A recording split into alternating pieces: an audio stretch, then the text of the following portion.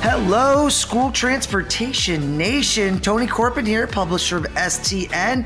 Welcome to the episode, and it's brought to you by TransFinder, the leader in school bus routing software. And we have a new sponsor.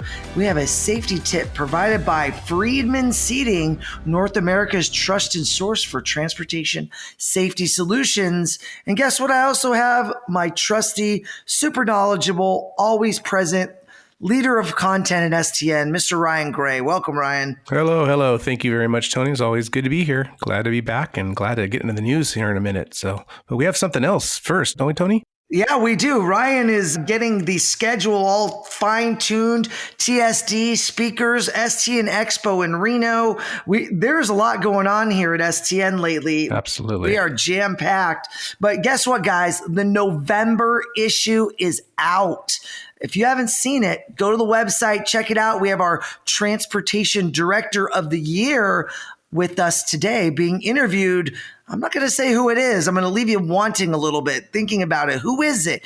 Check out that issue. Listen to him just a little bit. Talk to Miss Taylor Hannon in just a second. But before we get to that, Taylor was giving out early Christmas presents. She was giving away discount codes to STN Expo Reno. I guess she let the cat out of the bag. So if you guys are interested in coming to Reno, you still have, a little more time before online registration closes on November 12th.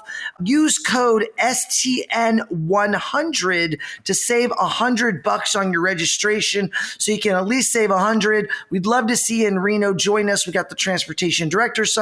We got 3 awesome keynote addresses. Meredith Elliott Powell. We got Jason Howlett. He's a very interesting guy. He kind of sings his presentation, and he's talking about the promise that we have to each other. We have Azim Kamisa talking about restorative justice, a jam-packed schedule of keynotes and content, and Ryan's got tons of other content for you as well. So Ryan, I'm excited. So STN Expo, December 4th through the 9th. I'm ready to go. Don't forget about our TSD conference. Registration is closed, but you still can register on site. So if you want to come out to the conference, you can still make it. That's November 17th through the 22nd. All the great info, stnexpo.com. So if you guys have questions, reach out there, contact our events team. We'd love to hear from you. All right, Ryan, let's jump into some headlines. Mr. Biden was very busy, wasn't he? That's right, Tony. So as we were recording the podcast, the ink was barely dry on the news coming out of the White House. The Build Back Better framework, which is the phrase being given that additional, what was one time $3.5 trillion in climate and social justice that was tied to the infrastructure bill. It was a big Democrat plan that's been bandied about for the better part of the last year. Well, after a lot of back and forth and a lot of news being made about a couple of the more moderate Democrats balking at such a high price tag, that's now coming in at roughly half of that original 3.5 trillion. So 1.75 trillion. They're definitely trying to put a spin on this. Still a lot in there, and it's being said that it's a historic investment in climate crisis, which addresses over 1 billion metric tons of emission reductions, 10 times bigger than any bill ever passed before. But what does that mean to school bus, right, Tony? We've been talking so much about electric school buses. There's been a lot of promises made about, $25 billion for school buses. Well, a lot's going to change over the next couple of weeks. So this is just a framework. As we've seen with previous legislation, there's going to be a lot more debate. But what we know so far, and this might even change a little bit by the time the podcast comes out, it's looking like $3 billion now for clean, heavy-duty, zero-emission vehicles, with $2 billion of that to be required to be spent in non-attainment areas.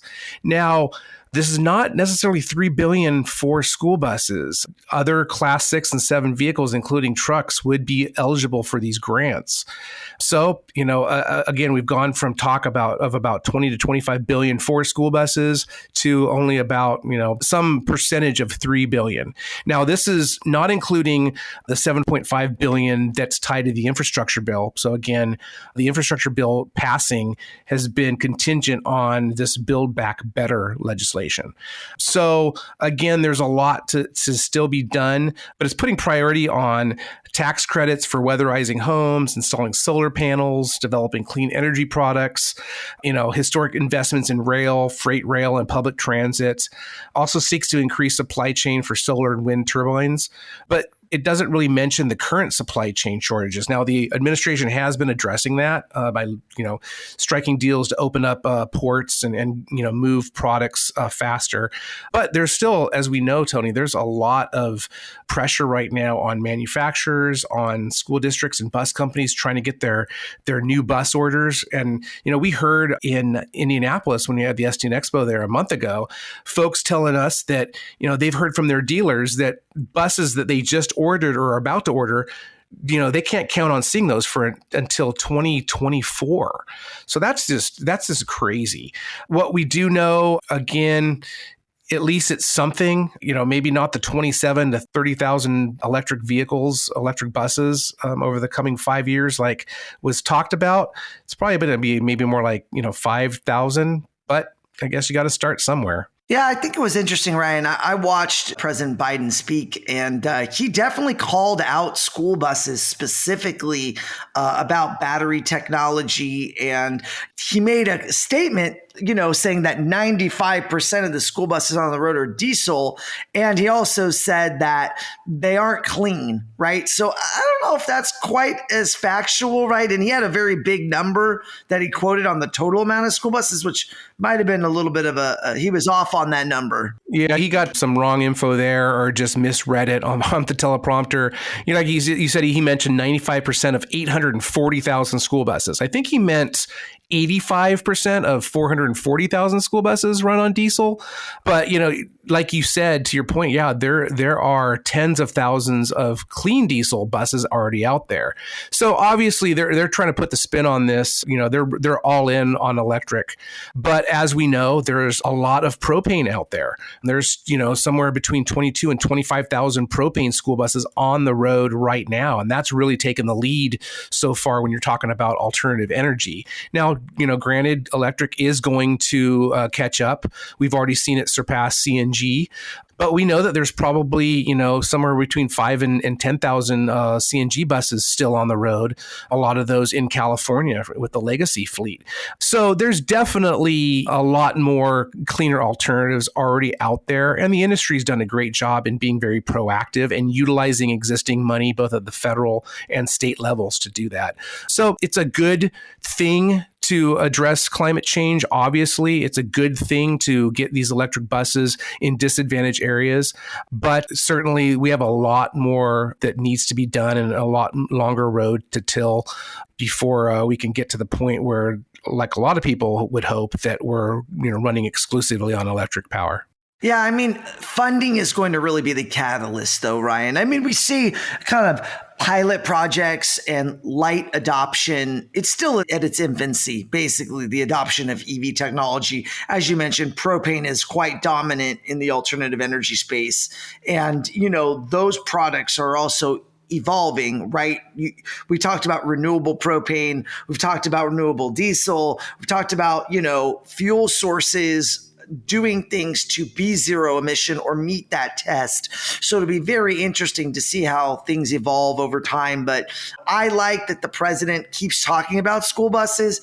Not sure I love that he characterized school buses as dirty and poisonous to children. That doesn't sit well with me. I think that it's one of those things that, though they're posturing and trying to say, hey, this is an investment we need, I don't disagree. We need to make school buses greener and cleaner, but I don't want parents to feel and take those words and say, well, maybe I shouldn't put my kids on the school bus because they're dirty. That's not really a fair characterization, I think, of what the yellow school bus is in the United States. So to me, those words kind of are a double-edged sword. It's good and bad. So it's a little tough for me to digest some of that. But I think anytime school bus is uttered at these levels, it's a good thing because we're making progress. We're being heard at the highest levels.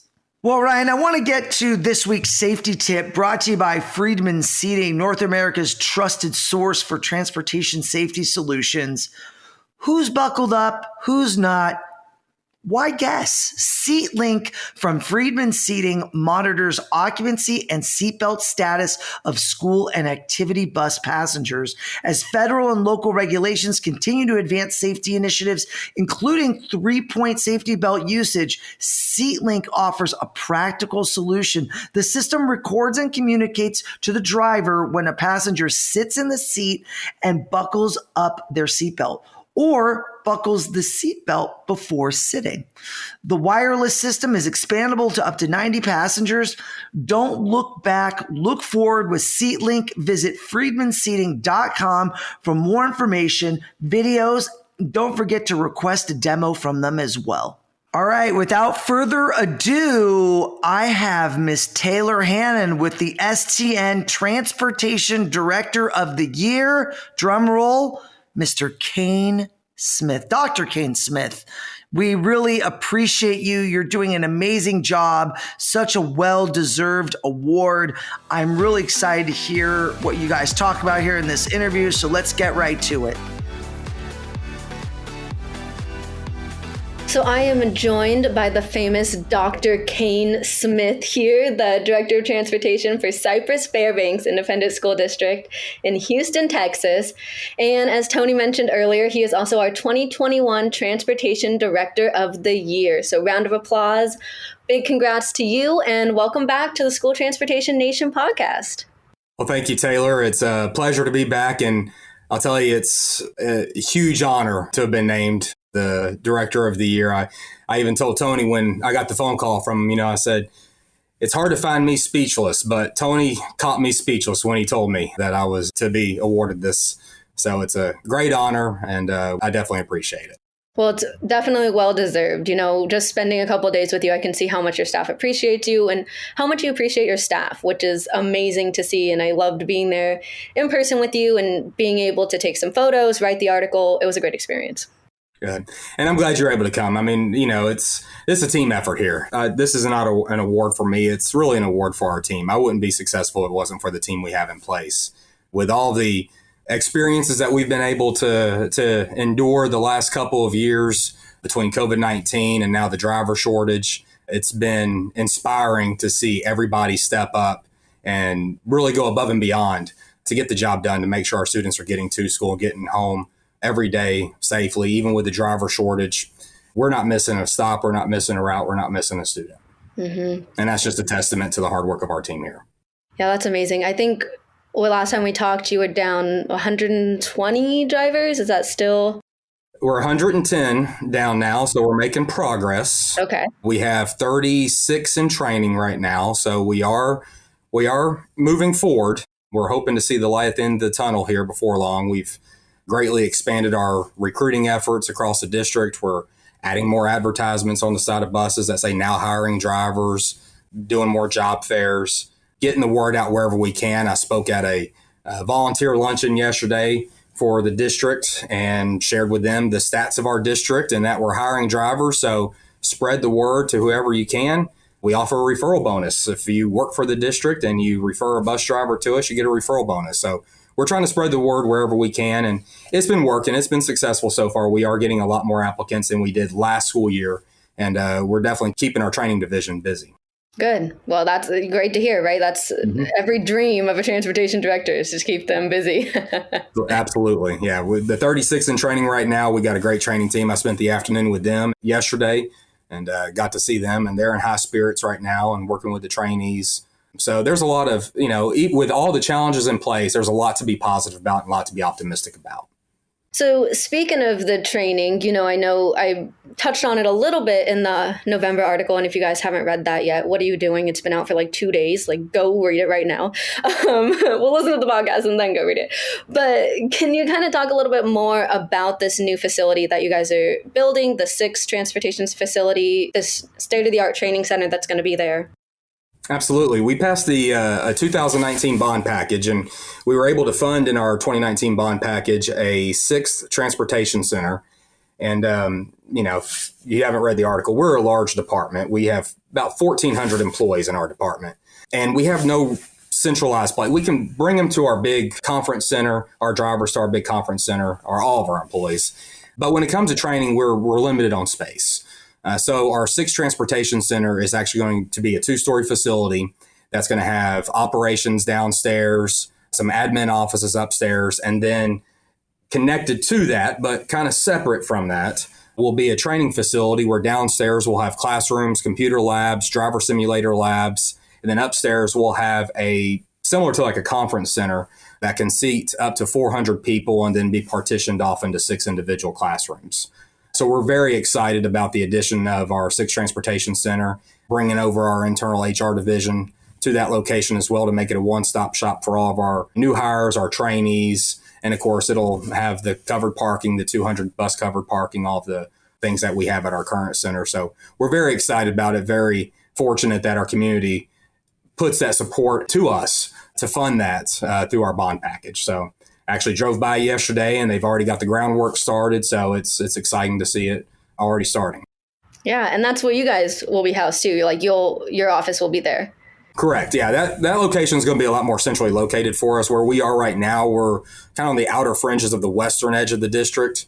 So it can be challenging sometimes, as large as we are, for people to come out to our current location for interviews, training, meetings, whatever it may be. So this location is going to be pretty much in the heart of our district on our main thoroughfare through town. It's going to be a couple of blocks away from our new central administration office. So it's just in a prime location for us. So we'll be moving over there with our HR department and our training department, and we're excited to see the work already in progress. That's awesome. And then you mentioned, community bond, and I know a big purchase that you kind of made with that was propane school buses, right? And it was 336 propane school buses that you guys bought from IC Bus. And I don't know how to describe it to the people who are listening right now, but when I was with Kayne in Houston, I mean, buses were just being delivered in the masses. And Kayne was just like, oh, there's another one of the new IC buses. Look at it. Just go down the road. And it was so cool to see. I mean, all these buses coming. Let's talk about that. Why propane? What is your vision there? Well, when I got to Cypher in 2018, we had 13 propane buses on the road. We have about 1,200 buses total in the fleet. And with as large as we are and the impact that we make on the community by transporting 80,000+ students every day, I want to see what other positive impact we can make at our campuses and our community and really for the environment. So one of the things that we said was, let's maybe expand our propane fleet. We evaluated the 13 that we had prior to my arrival, and they've been very successful buses for us. So the 2019 bond again made the investment in transportation to add whatever 336 minus 13 is. I'm not a math major. I was a government teacher. I'm sorry, everybody. But that many more propane buses in the fleet, along with propane fueling stations at all 5 of our current transportation facilities, that not only, helps the environment, reduce NOx emissions in our fleet, but it also helps cost savings wise. We spend a lot less per gallon on propane than we do on diesel and unleaded. Our technicians, we had them look at it. We talked to them. They were excited about it. So it was, in my opinion and our team's opinion, the right decision to make for us. So we made that investment, and it's exciting to see them rolling in. It's kind of difficult sometimes to find a place to park them all, but we got a lot of buses now, and it's exciting to see them in, and the drivers love it. The drivers our oldest route bus this year, because of that purchase, is a 2016 model, which is awesome. That's helped with driver retention. That's helped with driver morale. That's helped with students. That's helped with our timeliness, because all these buses are new. So we're not having any issues on the road with any maintenance malfunctions, anything like that. So there's been a lot of positives out of it. And that's one thing I kept hearing about Kayne while I was in Houston, is that, he's a forward thinker. He's not just thinking about today or tomorrow, but 5-10 years down the line. So looking at cleaner fuel and how that's going to impact kids for future generations. Yeah, absolutely. And again, I can't say enough about the team we have in place. We have area directors that run each of our transportation centers, and I kind of look at those as kind of mini transportation departments. And I say, look, you make sure that we get the kids to school, make sure we get them home, make sure we get all the field trips covered, all of the day-to-day operational things that you need to do. That way I can look towards tomorrow and let me see what I can do to make your job easier, more successful for you tomorrow. And our teams really embrace that. And, I got some centralized assistant directors that help support the transportation centers, and they're on board with it as well. And we always sit down and we have to talk about, okay, what can we do tomorrow to make our operation more efficient, our operation safer, cost savings, environmentally friendly, all of those things. So we're always looking for ways to improve, always looking for ways to grow. So I was doing a little math of my own today, Kayne, and you've spent over half of your life in people transportation, right? Started driving a school bus at 18, so 36, that's half. When you put it that way, I've never done the math that way. So yeah, I guess you're right. I have. I had to break it to you, next year you're going to spend over. Yeah, I've never put those numbers together. So thank you. Hey, that's what I'm here for. But I think what really struck me is we're talking in your office, and you kind of mentioned that you went to Maryland because your wife was going to law school up there, and so you started working, and you had this moment while in Maryland when you were like, yes, okay, I want to be in people transportation. Like, this is what I want to do for the rest of my life. Can you explain that? Like, can you talk our listeners through that moment that you had? How did you know this was the career for you? So long story short, or long story long, you know me. I started driving a school bus at 18 so I could basically start paying into retirement and have some money while I go to college, because I wanted to be a school teacher. And I became a school teacher. I graduated college at 4 years and became a school teacher. Of course, as a coach, still drove a bus every day. In Texas, our coaches, we drive all the time. And met my wife, and we moved to Maryland, or Washington, D.C., and I worked for Montgomery County Schools in Maryland. And everybody knows Todd Watkins, and I'm honored to follow him as the director of the year. Well, Todd was a great mentor for me and his team. I was new to the area, sub bus driver, never lived in anywhere outside of Port Neches, Texas. And I'll give listeners a little bit of time to look that up on a map. It's hard to find. But living in that large area, I was concerned that I was going to get lost. I didn't know where I was going because I'd never been there before. And the first time I actually went out and drove in the area was basically when I started driving routes. But what was amazing to me and what really hooked me on transportation was how just awesome the team there was, and how everybody embraced me when I came in, and everybody was there to assist. Everybody was there to lend a helping hand.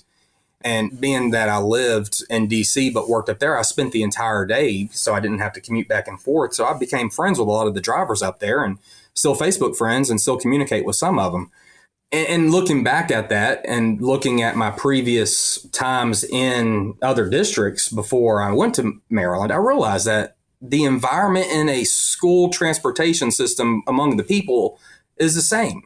Everybody is there not for the money, not to get rich. They're there because they love kids. They're there because they love their job. And I wanted to be part of that. I wanted to continue to grow in that. So that, I think, and it wasn't maybe just like a single aha moment. It may have taken a little bit of time, but the more I really got ingrained into it, especially having gone from a school teacher to a sub school bus driver, that was kind of a humbling experience, because and I'm not gonna lie, I felt like it was kind of taking a step backwards, but in reality, looking back, I took maybe 3 steps forward in doing what I was doing, because I was able to help out in different areas across the department. They kept me involved. So again, it wasn't like a singular moment. I think it was just the overall experience and everybody just coming together and providing that support and working together as a team. That I just love that team environment. So that's a long story, but here I am, and I wouldn't trade it for anything. Yeah, that's inspiring. But I think that was such a pleasure, working with Todd, and, he was our transportation director of the year for 2020. So it is cool that you have that relationship with him and you can throw ideas off of each other, but also be, standing on your own. Yeah. And I think a huge part of this industry, no one wakes up in the morning and says, I want to be a school bus driver. No one wakes up in the morning and says, I want to be a transportation director. Maybe I did when I was really little, because I remember my grandma used to take me by the bus barn when I was a little kid, and I'd look at the buses, and don't tell my former boss if he's listening to this, maybe let me go inside and get on a bus when I was like 5 years old. But throughout my career, I found mentors, and I know those individuals who are always there that I can always call if I ever have a question, if I ever need advice, and if I even need to, just vent or just get a load off my mind. Todd's been that for me. My current boss, my predecessor in the department, Bill Powell, has been a huge mentor to me. And I consider him a close friend of mine. I took a TAPT class with him back in 2005. And that was another one of those moments. I was like, okay, I really like this. This is really cool. These people know their stuff. They're excited. They're happy. There's smiles on their faces. They really love what they do. Maybe this is the direction I need to go. So that helped me. That inspired me. And he's still available to me to this day for any questions that I have. Kayne M hired me at 18 years old. I asked him during lunch, my senior year of high school, I said, hey, you hiring school bus drivers? And, of course, that immediately shows my ignorance to the industry. Of course, we're all hiring school bus drivers. So Mr. Emmett said, yeah, of course we're hiring school bus drivers. I said, well, hey, I turn 18 on June 30th. I'm going to call you. So I called him on June 30th.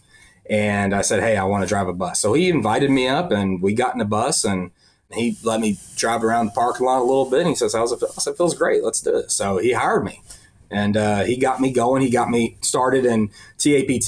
He was the one that introduced me to it. I think he was the president of TAPT the first year I was driving. So he invited me to TAPT and got me involved in that. It's all about those mentors that you find throughout your career and really learning from those individuals. And that's part of what I want to do here is help give back to that as well. And, I had the honor to serve as TAPT president for the 2020-21 school year. And, the whole reason I wanted to be president was so I could try to give back to an organization who's done so much for me. And, we have a lot of great people in our industry. We have a lot of great people in our district here. And I just want to make sure that I'm available to them if they need anything. It's a team effort. It's a team environment. I would love to, if I could serve as half the mentor as the mentors have been to me, I think I will have had a successful career. Yeah, I think that's really inspiring. And I think you're already doing that just from walking around your office. The people in your office just want to work for you. They love coming to work for you. And I just felt that sense of culture that, I feel like transportation directors are always trying to find, that always trying to foster, but you had it at your office and it was just nice. It was refreshing. So kind of a segue, right? You are back driving a school bus. You actually assigned yourself a route and it was great talking with Kayne. He was like, no, I don't want my dispatchers and my area directors driving a route. I want them doing their job. Like I'll take a morning and afternoon route. And he still is, right? You're still driving morning and afternoon? Just got off my bus less than an hour ago, in fact. So, yeah, I still drive a morning and afternoon route. They've tried to take me off of it a couple of times, and I keep telling them no. It had probably been 3 years since I've driven a route before this year. And we were short, and I didn't want my dispatchers driving like you said. So I said, here, I'll take this one. So I took it, and I remember putting on my calendar for the month of September. Well, I don't know where time went. September's gone. So I put it on the calendar for the month of October. October's gone. So now it's on the calendar for November. And it's going to be on the calendar probably for the rest of the school year because I've always tried to remind everybody, once you move from a bus driver position to a dispatcher, to a supervisor, to an assistant director or director, don't ever forget where you came from. And I'm not going to say I forgot where I came from, but I've gotten a great reminder of where I came from this year. This year has been challenging. It's probably been one of the toughest of my 19-year career, but it's been the most inspiring of my 19-year career because, like I said earlier, seeing everybody stepping up, working the 12, 13 hours. I'm not the only one driving a morning and afternoon route. Some of our area directors have a morning and afternoon route. Most, if not all, of our supervisors are driving AM and PM. But what I've enjoyed most about it is having that connection with the campus, having that connection with the students. And I'm not going to lie, I was not on my route yesterday. I had to have someone cover it because I had a meeting that I had to attend. And I had a doctor's appointment this morning, so I couldn't drive this morning. So it's been an afternoon and a morning. I wasn't on my bus. And when I got on my bus this afternoon, they were like, you're back. You're back. Kayne's back. And I was like, I I was excited to be back. The kids were excited to have me back. And I was like, man, this is why I do what I do every day. It's for these students. It's for these kiddos. And it's just been a great reminder. And it's the worst kept secret on the bus that I'm the director of transportation. So they ask me all the time, how much longer are you going to drive our bus? I said, we're short staffed, as you've heard, and I do have a day job. I do have kids at home that I'd like to go see. But, as long as I can keep driving the bus, I'll keep driving the bus. If it's all year, it's all year. It's probably the highlight of my day is driving the students morning and afternoon. I've enjoyed it. And it just reminds me, when we get fully staffed, hopefully, I got to get out there and keep doing it because it's very rewarding. And I encourage any director, get out there and be among your people, drive if you're not driving, if you're fully staffed, if you're doing great with staff, take the keys every once in a while and go take a route and just get out there with your drivers, with your attendants and with the students. It's a great, rewarding time for you. Mm-hmm. And I know you even told me that you think all transportation directors should have started as bus drivers because it helps them connect a little bit more to their staff and understand what they're going through, which is huge because now you're actually back driving a bus and you can connect with them even more. Yeah. And, everybody has a different path to becoming a director, so I know a number of successful directors who weren't school bus drivers to start off with. But once you get into that role, however your path takes you to that role, embrace the fact that you are the leader of a group of individuals who have a very important, yet also can be a very intimidating, challenging, or stressful role driving a school bus. So if you've never driven, I encourage you to go out and drive because, I can hear all day long I'm having disciplinary issues or I'm having traffic issues at a certain location, cars running my reds at this location. But once you actually get out there, boots on the ground and see it for yourself, it's hard to make that connection. It's hard to relate to some of those things, the reality of the situations that may be occurring out there. So yes, absolutely. Go out and drive. And it also is inspiring to your team. I'll never forget the first time that I grabbed the keys and I started walking out there. And they're like looking at me and like, what is he doing? Where is he going? And you can just sense the eyes following him. And I got on my bus and cranked it up and started doing my pre-trip inspection. And that was an afternoon. And the next morning I was out there doing it again. And we have a little bit of a layover in the morning at the school that I drive for. And I went inside and got a cup of coffee and saw a lot of the drivers and they thought it was awesome. I'm out there helping out. I'm not going to hide the fact we're short staffed. If that means I'm out there driving, that means I'm out there driving. I'm out here with you. I sense your concerns, the pain that we're dealing with right now. I'm here to support you. If that means I'm out driving, I'm out driving. So I encourage anybody, if you haven't driven a bus, go out and drive a bus. It's fun. Don't be intimidating. It's fun, but it also helps you really connect better with the people around you. All right, guys, we're going to take a quick pause in the interview here with Kayne. We'll be right back to bring you this message from TransFinder. They are talking about technology. They're talking about driver shortage. And with TransFinder's intuitive and award-winning Route Finder Plus routing software, that's a solution that's going to help you find efficiencies, consolidate routes, eliminate the number of drivers you need without any negative impact. That's because Route Finder Plus uses artificial intelligence optimization combined with your staff's institutional knowledge. Routes can be redrawn with minimal impact on your community. Let TransFinder support you in your search for drivers. 4 drivers recently shared what they love about their jobs on a recent webinar. It's a great resource for you to pass along to anyone curious about becoming a school bus driver. Learn more and get some great information on that webinar by emailing getplus@transfinder.com and write down driver in the subject line, or give them a call at 800-373-3609. All right, getting back to the interview with Kayne and Taylor.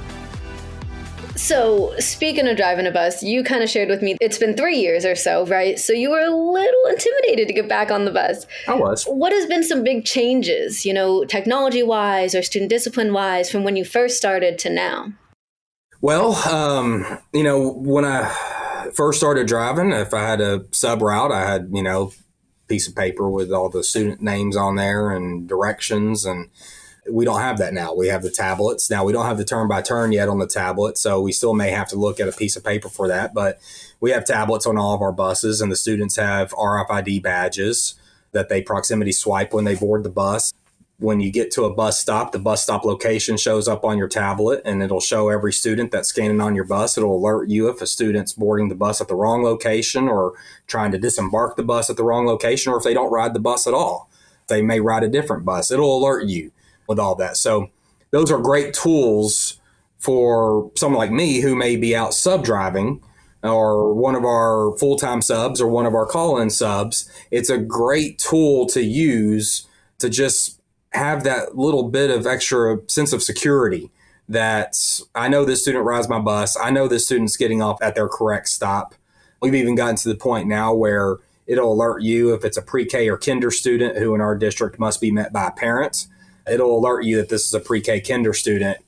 Make sure you put eyes on the parent or guardian before that student gets off the bus. So it's a great tool for our drivers. I was a little intimidated by it because, the last time I drove, I didn't have a tablet on the bus. So it was something, new for me. And we have some drivers who really provide the support on the field. They're the boots on the ground for our drivers for, any kind of issues or concerns or questions that they have with the system. So I called him over to my bus. His name is Carlos. I called Carlos over to my bus and I said, hey, I've seen it. I've done it. I know it it's been a while and I've never actually done it while driving behind the wheel with students on board. So just give me one quick tutorial real quick so I can make sure that I'm logging in correctly, that I'm assigning the trips correctly to my route, all of that. So it's a great tool, and technology has, from when I started to where it is now, has grown tremendously. And in 2015, when we implemented this, one of the biggest concerns was we're throwing a whole lot of technology on our staff. How are they going to embrace it? Are they going to embrace it? Or is there going to be any pushback on it? So, we, of course, went through driver meetings. We gave them hands-on training before we rolled it out. We rolled it out in kind of pods, feeders among the different centers throughout the district. And now I tell you, most of the radio calls we get, hey, can you transfer my trips from this bus to this bus because I'm in a sub bus today? Or, hey, my trips aren't showing up. Or, they're calling in because they want the technology. They want it, and maybe something happened. Maybe they're in a spare bus, like I said, and they didn't have it on that bus, so they want it on their bus. So they've definitely embraced it. It's a great tool, and we're continuing to look for more tools that can support our drivers, expand communication to our parents and our campuses. And it's impressive to see how fast and how much the technology has grown over the past several years. It really has. I mean, I can't imagine a life without technology, right? But I guess it existed before me. So, but it's great to see it now on the school bus. Well, I'll never forget the good old days of getting on your bus and you didn't have air conditioning. And I apologize to anybody who still doesn't have air conditioning, but in Texas, it's almost become a requirement, and I'm sure, Taylor, you shared in the article about the humid days of Houston, Texas. And oh, yeah, the AC was definitely beneficial. But, we get calls if the AC is not working. And, that's one of the calls that we'll get from drivers or parents, AC. So all of the things that have advanced, I mean, even from when I started just, nearly 20 years ago to today has been phenomenal, and it's been huge support for our drivers and for our students. I could talk to you all day, Kayne, just about everything that's going on, but I don't want to keep you too long. I know you do have a family to get back to. But before we go, let's talk leadership a little bit. Over and over, I heard visionary, forward thinker, hands-on. You wouldn't ask someone to do something that you wouldn't do yourself. What kind of advice or parting words can you give other directors who might be struggling right now with COVID, with, the driver shortage? What can you say, or what advice can you give to someone listening right now? Well, I think the number one thing is to listen to your team, listen to your staff, listen to your employees. I get ideas thrown at me all the time about ways we can recruit drivers, ways we can try to retain employees. And I've told everybody, no idea is a bad idea. We're enduring a time that no one else has gone through before. So there's no one that we can call who's experienced a pandemic and then a national bus driver shortage that can tell us how they overcame it. So we're all kind of writing the playbook as we go along, and share ideas, listen to your team, be visible to your team. The other great thing about going out and driving every day is it gets me out of the office. I could sit here all day long and just answer emails and make phone calls and receive phone calls. But going out and driving gets me out of my office, puts me in front of the people, allows me to engage with people, greet people as they come in. And I think that's been probably one of our biggest success stories. I think I shared with you, Taylor, when you were here, we pride ourselves on the fact that we retained 80% of our staff during the pandemic. Mm-hmm. And that's phenomenal for any kind of organization, especially a ancillary support division within a school district, large school district. And I feel like a large part of that has been that we've stressed to all of our assistant directors and supervisors, talk to your people, be in front of the people, be in front of your teams, have an open door policy, listen to what they have to say. And when I say listen, actively listen. One of the things that I remember when I was a little younger was that I'd have a driver talking to me and I'd be formulating what my response would be before they ever finished talking to me. And I realized as I matured a little bit in my roles and responsibilities, and as years gone by, that no, just sit back and listen. Sit back and listen to what they have to say. And you may not be able to fix all of their concerns or all their problems, but 9 times out of 10, they just want someone that they can talk to. And that's what I've stressed here to everybody. That's what I've shared here with everybody, and make them feel part of the team. We had National School Bus Safety Week a couple weeks ago, and it was great because every day we did something different for our drivers. Of course, we provided the safety tips of the day. We posted information on social media, but what you don't see behind the scenes is when the drivers come in from their morning routes, our supervisors may have cooked biscuits and gravy for everybody. And when they come in for their afternoon routes, we have bags of popcorn for all of our staff. We've had supervisors that will bake 300 cookies at their house and bring them up for all employees at the center. So it's little things like that we engage our employees, we welcome them, we greet them, we make them feel part of the team. I don't know if that's even answers your question. I think if I had the answer for, what can we do as leaders, as directors to inspire and empower our teams where none of us are short-staffed and we're retaining all of our employees, I might not be doing this anymore. I may be going out and speaking everywhere or writing a book or something. But that's what's worked for us, is we've embraced everybody. We're a family. We're a team. We're a family. We're a 1,400 member family, so we're a very large family, but we are a family here. And I feel like we all feel that way. And in just a couple of weeks, we're about to have our Thanksgiving lunches. We haven't been able to do our Thanksgiving lunches in a couple of years, unfortunately, but we're bringing it back, and everybody's excited about that. It's potluck lunches at each of the transportation centers, one on each day, which is great for me because I get to go out to all 5 transportation centers and eat Thanksgiving brunch for 5 days in a row, which my wife wonders why on Thanksgiving Day I don't want anything to do with turkey or ham at that point, but it's fine. Because I eat well, I sit down with our drivers, with our attendants, our technicians, our office staff, and we have a good time. And we enjoy ourselves, we enjoy each other, and appreciate each other. And I think that's the biggest thing, is teamwork and appreciation. There you go. Yeah, it's definitely something I noticed while I was there. School bus drivers, coming up to Kayne, talking to him, like he's not the transportation director, right? Like, oh, so scared, you can't talk to him. He's the, big guy on campus, right? You talk to them. They feel comfortable coming to you, and that's huge. It's great right there. Yeah, and I don't want to be someone that they don't feel like they can approach. There's been a number of days this school year I'm wearing a wind jacket, a polo, slacks, and a ball cap. because I don't have as much hair as I used to, unfortunately, and the Texas sun can do a number on it. So I wear a hat. Come talk to me. I'm approachable. I like to think I'm approachable, and I want our employees to know that I'm approachable. If you have a question, if you want to talk, and I had a funny story, one that he's a bus driver here at this center and knew I worked for Port Neches Groves ISD when I first started driving. Well, they had a big band competition here a couple weeks ago, and he saw a P&G bus over there, and he went over there and said, "Hey, y'all know Dr. Smith? He's our director of transportation." And the guy he went up to, it's like, "Yeah, that's my son." It was my dad he walked up to that was driving the bus. So my dad called me and put the driver, Todd, on the phone, and we sat there and talked, and we talked football because it was the big Texas OU game. We're not going to talk about that, but it was the big Texas OU game that day.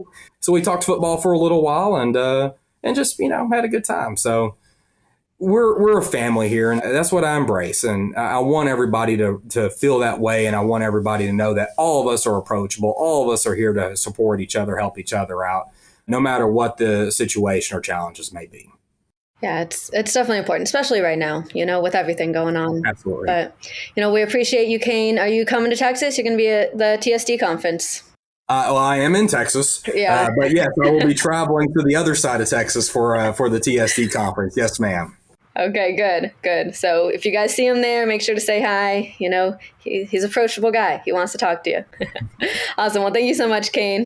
No, thank you. And again, it's a huge honor, and I definitely appreciate you. It was an honor having you come down and visit us. And I apologize about the Texas humidity. I'm glad at least that last morning we had that nice cold front that came through and made it feel a little like home for you, I hope. So, but again, thank you all for this huge honor. I appreciate it. It's well deserved. Congrats again. Hey, special thanks to Taylor, Kayne, Ryan. Really great conversations today. Really interesting stuff. Again, Kayne, congratulations. Transportation Director of the Year, Cy-Fair, Houston, Texas. What a great honor. We're so proud to have you adorn our cover this month. Be sure to check out that November issue, everybody. Really great stuff. Also want to thank our sponsors, TransFinder and Friedman Seating. Couldn't do it without you guys, so thank you for that.